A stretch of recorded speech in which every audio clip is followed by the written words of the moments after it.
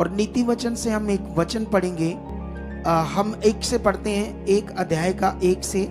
इसे हिंदी में तो नीति वचन कहते हैं, इंग्लिश में प्रोवर्ब्स कहते हैं, पंजाबी में इसे कहावतां कहते हैं। जिनके पास पंजाबी की बाइबल है तो इस बुक को कहावतां कहते हैं। तो मैं पढ़ता हूं हिंदी में क्या लिखा। दाऊद के पुत्र इज़राइल के राजा सुलेमान के नीति वचन।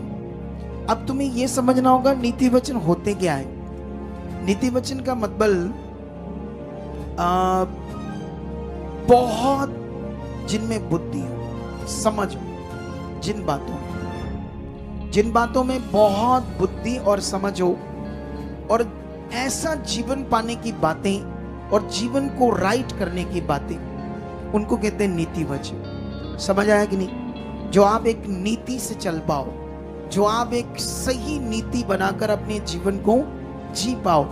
ये जो वचन है ये इतने पावरफुल है क्योंकि हमें बनाने वाले ने ही हमारे जीवन के लिए वचन दिया है। जैसे कोई प्रोडक्ट बनता ना, एसी बनता है तो एसी में उसके साथ एक बुक आती है।